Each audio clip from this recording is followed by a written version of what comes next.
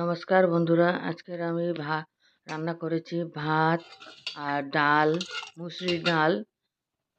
তারপরে করেছি এটা পনির মশলা। কিরমভাবে বানিয়েছি সেটা আপনারা একটু নিজে দেখে নিন। ভালো লাগলে লাইক, শেয়ার, সাবস্ক্রাইব করে দেবেন। প্রথমে বানিয়েছি ভাত, গরম গরম সাদা সাদা ভাত হয়েছে। তারপরে মুসুরির ডাল টমেটো দিয়ে করেছি। তার মধ্যে টমেটো দিচ্ছি, ডাল একটু সিদ্ধ হয়ে যাওয়ার পরে টমেটো দিচ্ছি। টমেটো দিয়ে ভাত হয়ে গেছে, এবার ভাত লালা ভাত ঢেলে দিচ্ছি।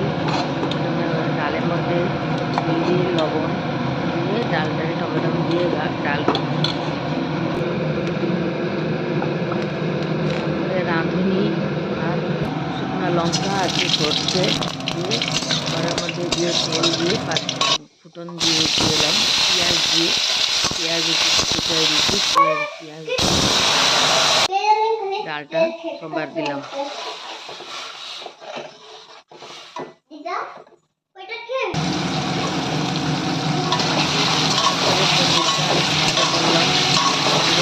লবণ দিয়ে শুধু লবণ দিয়ে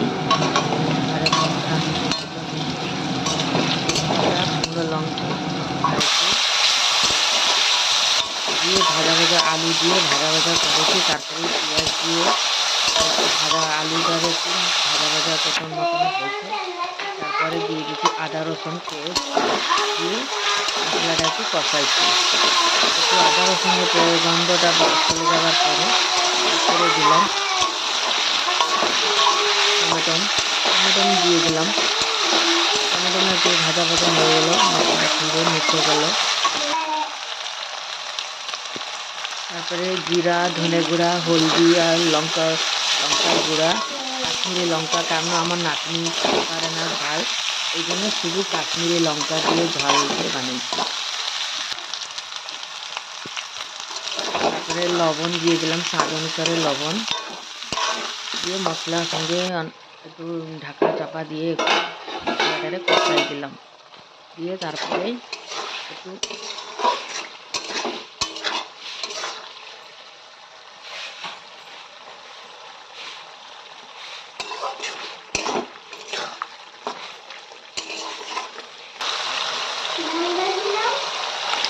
মশলাটা যখন কষানো হয়ে গেল তারপরে ঢেলে দিলাম পনির, ভেজে রাখা পনির। জলের মধ্যে ভিজে রেখেছিলাম, কারণ ভিজে রাখলে কি পনিরটা ভাজা পনিরটা একটু নরম থাকে, নরম তুলতুলে হয়ে থাকে, শক্ত হবে না। ভেজে দিলে কি পনিরটা একটু শক্ত হয়ে যায়, তাই জন্য একটু গরম জলে ভিজায় রেখেছিলাম আমি।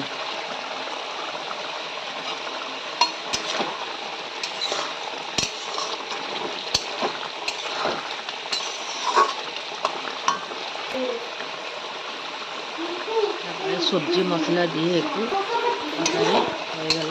তারপরে নামিয়ে নেব। হয়ে গেছে আমার পনির মশলা, হয়ে গেছে। দেখুন কত সুন্দর।